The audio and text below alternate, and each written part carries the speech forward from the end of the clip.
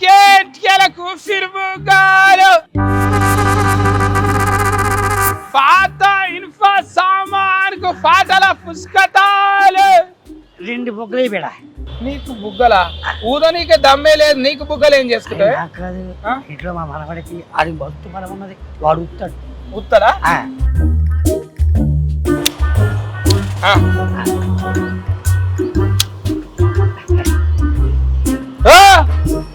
పైసలు ఇవ్వకుండా అవుతావు?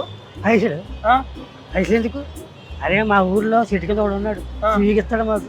ఫిరీలు ఇస్తున్నాడు ఇవ్వడాడు. ఈ చుట్టుపక్కల 4 ఊళ్ళో నేనే ఫేమస్ అమ్మ నీకే.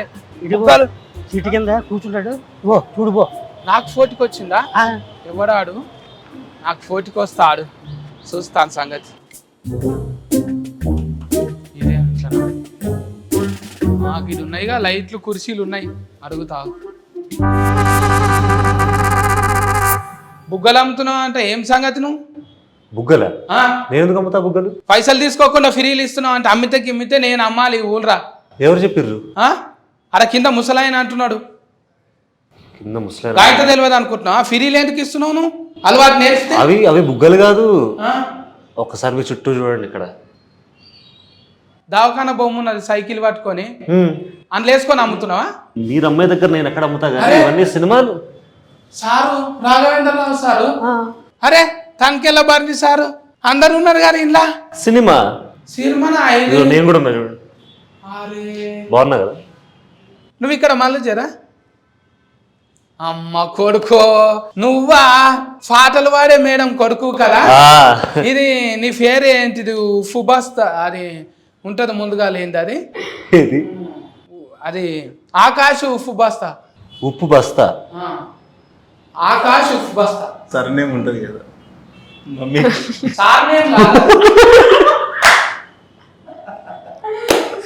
నాకు ఇంతసేపు పట్టింది. అవును ఉప్పు బస్తా. ఏం పేరు చెప్పు, నువ్వు చెప్పు. ఆకాశ్ ఉప్పు బస్తా. మంచిగా చెప్పు, మళ్ళా అమ్మ చూసింది అనుకో ఫెయిల్ అవుతుంది ఆయన. ఉపద్రష్ట.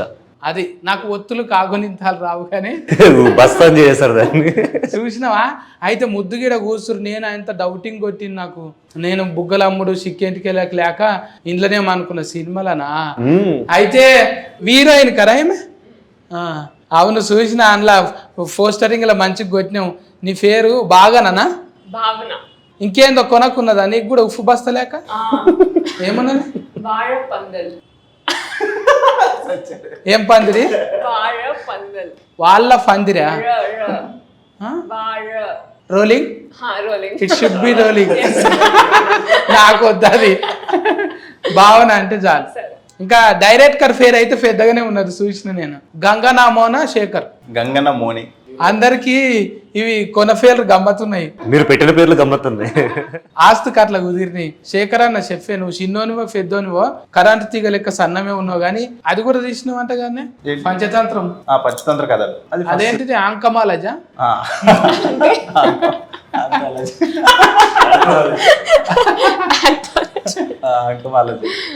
అది 5 కథలది. అందులోకెళ్ళి ఆంకమాలజీకి బుగ్గలాలజీకి ఎందుకు వచ్చినావు మరి? సినిమా చూస్తే తెలుస్తుంది ఏంది బుగ్గల కథ ఏందని. అంటే సినిమా చూసినాకనే క్లైమాక్స్ లో చూసుకోమంటావు? క్లైమాక్స్ దాకా అవసరం లేదు, ఇంట్రొడక్షన్. గిన్ని గానం నెత్తి మీద ఎట్లా వేసుకున్నావే? ఎన్ని గానం? ఒకటి కెమెరా వేసుకున్నావు, డైరీ స్కానింగ్ వేసుకున్నావు, ఇంకోటి రచన వేసుకున్నావు. ఒక్క యాక్టింగ్ వదిలేసారు అంతే. అంటే అన్నింటి మీద అనేది నాకేం అవగాహన లేదు. ఒక సినిమాకి ఏం కావాలనేది, ఒక కథకి ఏం కావాలనేది అది చేసుకుంటూ వెళ్ళినాం అంతే తప్పితే ఇన్ని డిపార్ట్మెంట్లు అన్ని చేసేంత లేదనుకోండి. బట్ ఈ కథకి అవి చేసుకోవాల్సి వచ్చింది అంతే. బుగ్గలమ్ముడు అంటే ఇప్పటి కథ కాదు, అది 96లో జరిగింది మన కొల్లాపూర్ నంద్యాల మధ్య. నువ్వు ఏ మోడల్ మరి? 88 మోడల్. 88? అవును. అంటే చిన్న పిల్లగాని నేను 88లో చూసి మళ్ళీ 96కు కథ తీసినావు అంటే 10 ఏళ్ళకే తీసేసి. ఇంకా మీరైతే ఆల్రెడీగా యాస్కెనింగ్ మీద ఫట్ ఉన్నదంట కదా మీకు? నాకేం అర్థం అవ్వట్లేదు. నేను ఏమన్నా యాస్కెనింగ్ మీద గ్రిఫ్ ఉన్నది, యాక్టింగ్ మీద గ్రిప్ ఉన్నది. ఆ గ్రిఫ్ తోని చెప్తుంటివా ఆల్రెడీ ఇది నేను చేసేసిన, ఇది నాకు పెద్ద కథ కాదా? రోజు సెట్ మీదకి రావడం ఇది నేను ముందు చేశాను సార్. లేదు అంటే కెమెరా ముందు ఎక్స్పీరియన్స్ తక్కువ, నేను థియేటర్ ఎక్కువ చేశాను, సో చాలా నేర్చుకున్నాను. మీకు అంటే ఆ స్టేజీల మీద అంటే గట్టిగా ఒలురుతారు కదా? కరెక్ట్. ఒలురుతుంటే డైరెక్టర్ అన్నాడా కొంచెం కూల్గా మాట్లాడాలి? చెప్పారు యాక్చువల్లీ రిహర్సల్ అప్పుడు వర్క్ షాప్ చేస్తున్నప్పుడు చెప్పారు అంతా అరవడం అక్కర్లేదని డబ్బింగ్ లో చూసుకోవచ్చు. ఇప్పుడు నీకు కుతికే సాఫ్ మంచిగా ఉండి మమ్మీ లేక పాటలు పాడతావు అనుకుంటే మళ్ళీ యాస్కెనింగ్లకి ఎందుకు వచ్చినావు? ఫ్యామిలీ అంతా మ్యూజిక్ సైడ్ వెళ్ళిపోయారు. మా అమ్మమ్మ మ్యూజిక్ టీచర్, మా చెల్లి పాడుతుంది, అమ్మ పాడుతుంది మొత్తం. సో నేను కొంచెం ఏదన్నా తేడాగా చేద్దాం మన ఫ్యామిలీలో అని ఫస్ట్ డాన్స్ మొదలెట్టిన తర్వాత యాక్టింగ్ మీద కొంచెం కొంచెం అలా ఇంట్రెస్ట్ పెరిగి ఫైనలీ సార్ నాకు ఒక గొప్ప అవకాశం ఇచ్చారు, దాన్ని పోగొట్టుకోవాలి లేక. అరే ఇంట్లో గ్రామంలో మంచిగా కండలు అవి పోస్టింగ్లు బాగానే పెట్టినావు. ఏదో అండి ఇలాంటి అవకాశాలు వస్తాయనే పెడతాం మేము అంతే. ముందుగాల ఆల్రెడీగా దస్తి వేయొచ్చు అనేది కండలు పెంచిండు. కన్నలు కుతికే మీద పెట్టలేడు, మొత్తం ఫెయి మీదనే పెట్టిండు. అన్ని కండలు పెంచినా కూడా నాకు ఓన్లీ ఫుల్ షర్ట్లు వేసారు, ఏం కనపడకుండా. అబ్బా బాధ అనిపిస్తుంది కదా ఎవరికైనా. నాకున్నది కాకుండా వేరేది ఎందుకు చూపిస్తారు సార్? కూడా ఆయన ఉన్నది కదా, ఒక కండల షాట్ పెట్టరా అన్నదా? ఇప్పుడు పెడదాం తర్వాత. ఇప్పుడు ఏదైనా ప్రోమో సాంగ్ లో ప్రమోషన్స్ వాడతారు ఇవన్నీ. మరి తిఫల్ అనిపించలేదా? కట్టుకొత్తాలే నువ్వే డైరెక్షన్ ఓకే టేక్ కట్టుకొత్తుడు కెమెరా అంటే రోలింగ్ సార్ అనేటోళ్ళు వేరే ఉంటారు కదా. అండ్ నాకు ఫస్ట్ సినిమాకి కూడా అలవాటే కదా, పంచతంత్ర కథలు కూడా అలవాటే కాబట్టి. నువ్వే పోయి క్లాప్ కొట్టుకొని వచ్చి కెమెరా యాస్కెన్. లేదు నాకు టీం చాలా బాగుంటుంది, నాకన్నా ఫాస్ట్గా ఉంటుంది నా టీం. కాబట్టి టీం బాగున్నప్పుడు మనకు అది పెద్ద పనులు అనిపించవు, మంచి టీం దొరికినప్పుడు చాలా ఈజీగా అవుతాయి పనులు. అంటే పెద్ద అయిన పేరు ఇప్పుడు ప్రొడ్యూసర్ అంటే రాఘవేంద్రరావు సార్ నొప్పించుడు అనేది జర తిఫలే కదా. ఇప్పుడు నువ్వేమో జర ఇన్ని ఫండ్లు పెడతావు సార్, అంగూర ఫండ్లు ఉంటాయి, షేప్ ఫండ్లు ఉంటాయి, ఇట్లా అంటే ఏమన్నా అట్రాక్షన్ అవుతుండేనేమో. నువ్వేమో తీసుకుపోయి యూఫిర్ బుగ్గలు ఉంటాయి అంటే సారు పళ్ళు పూలు సినిమా కాదు, ఆయన ఎమోషన్ డ్రామా, ఆయన సినిమా చూసే విధానమే వేరు అది. సో ఆయన కథ మాత్రమే చూస్తాడు, అవన్నీ చూడటం. ఇప్పుడు ఒకసారి కథను నమ్మినంటే డైరెక్టర్కి వదిలేస్తాడు, తనే వదిలేస్తాడు. అంటే నీకు ఇన్నున్నాయి కదా, నువ్వు ఫల్టీ టాలెంటెడ్ కదా. పల్టీ ఇప్పుడు హీరోయిన్కి ఆల్రెడీగా ఇంకేమన్నా డాన్సులు కూడా వచ్చు కదా? వచ్చాను, అన్ని వచ్చు. ఆమె పల్టీ టాలెంటెడ్. అవును, ఇంతసేపు నుంచి నేను వచ్చిన మరి ఇంత నీళ్ళు తాగుతావా? ముంగట గవ్యాగో ఆ చాక్లెట్లు పెట్టిండ్రు, ఇగో ఈ చాక్లెట్స్ తీసుకోండి.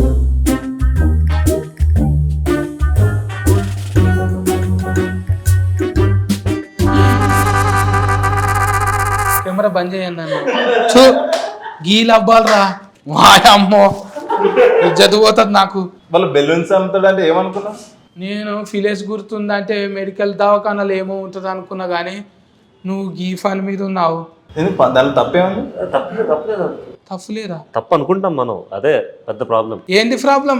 అది పట్టుకున్నాక ఎట్లయితే తెలుసునా? ఎట్లయితుంది? చెయ్యి అంత నరాలు గుంజుతాయి, నీకేమెరక? ఇది నాకు తెలిసిన వాళ్ళు చూడాలి, కానీ సత్తి 2-3 దినాల దాకా మాతో మాట్లాడకు నువ్వు అంటారు. అంత పెద్ద తప్ప అది? మరి కాదా? అదే సినిమా తప్పు అనుకుంటాం మనం, కానీ తప్పు కాదు, అన్నిటికంటే అవసరమైనది అది. 1996లో దాని అవసరం ఏంటి అనేది సినిమా.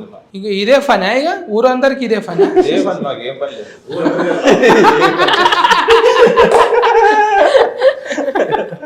నువ్వు ఏం బుగ్గలు నువ్వు అమ్మేది? నేను ఊపిరి బుగ్గలు. నీదేమో ఆడుకునేది, ఇది వాడుకునేది.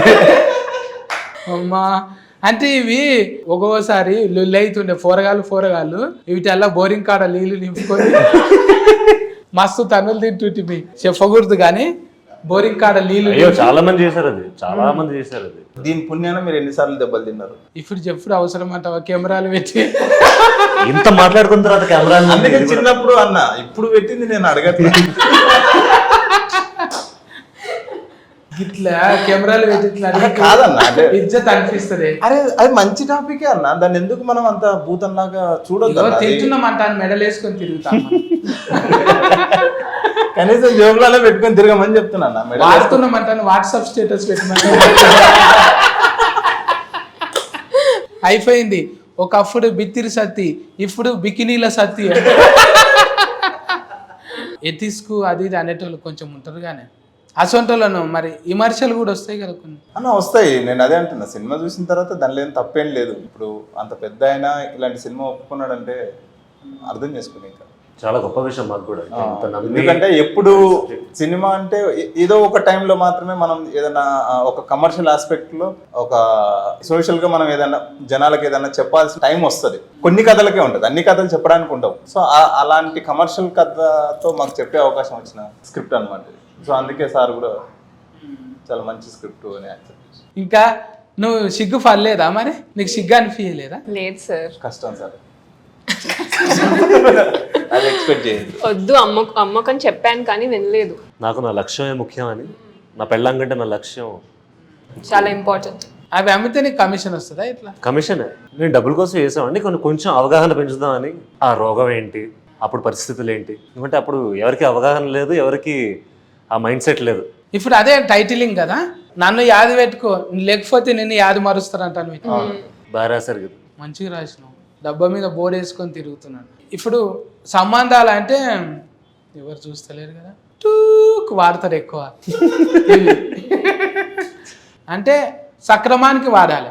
అంటే నాకు తెలిసినంత వరకు పెద్ద రోగం అంటారు కదా, అప్పుడు ఇది ఇట్లా అనలేకపోతున్నారు. ఎయిడ్స్ అంటాను. ఎయిడ్స్ అంటే ఓయమ్మో, ఎయిడ్స్ అంటే అన్ని తీసుకుపోయి ఆడ అలగబెట్టాలి అన్నట్టు ఉంటుండే. అని గాలి వాడితేనో లేకుంటే ఆయన ఇట్లా మాట్లాడితేనో తుఫిల్లు పడితేనో వస్తుంది అంటాను. అవిట మీద నేను కూడా తిరిగినాం. అప్పుడు పాటలు కూడా రాసి పాడినాం అనమాట.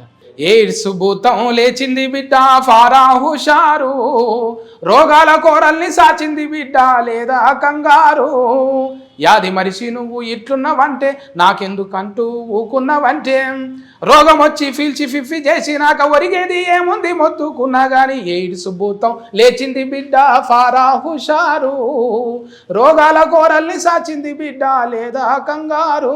మళ్ళీ అందులోనే మందు లేని రోగం ఒకటి దాఫురించరన్న, ఆ మహమ్మారి పేరు ఎయిడ్స్ రోగం అంటారన్న, ఒక్ర బుద్ధి వ్యభిచారం వలలో నా జిక్కుకుంటే, ఒడ్డుకున్న చేపగతి గడ్డు కాలం వచ్చురన్న అంటాను. ఇట్లా పాటలు ముద్దుగా. సూపర్. సేమ్ ఇది సినిమాలో ఈ టాలెంట్ కూడా ఉందా? పల్టీ టాలెంటెడ్ మేము అసలు మొత్తం ఫల్టీ అంతా ఇక్కడే ఉంది. ఫల్టీలు వేసే ఏళ్ళు ఒకరు పోయినాయి అన్న. నాకు అక్కడ దిక్కు చూడబుద్ధి అవుతలేదు, అవి తీసేయరా. ఈ ఫీలింగ్ తీసేయాలనే మా సినిమా వస్తుంది. ఈ ఇంటర్వ్యూ అయిపోయేలోపు మీరు జోబులు వేసుకొని పోయేలా మన ఇంటర్వ్యూ కూడా మా ఫటీలు వస్తుందా?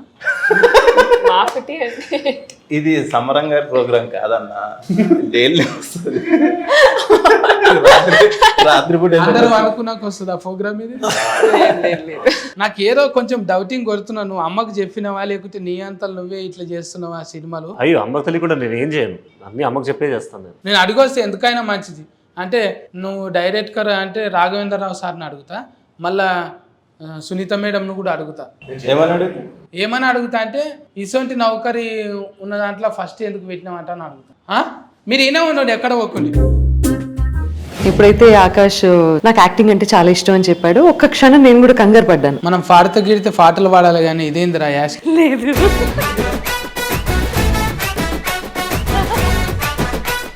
ఎక్కువ డాట్ కార్లు యాట్ కార్లు దగ్గర ఉంటాయి. అంటే చదువుకొని మీ భాష కనీసం ప్రొనౌన్స్ చేయడానికి కూడా తిరిగి రాదు తెలుసా? డాక్టర్ మీరు ఇప్పుడు అన్నారు. డాట్ కర్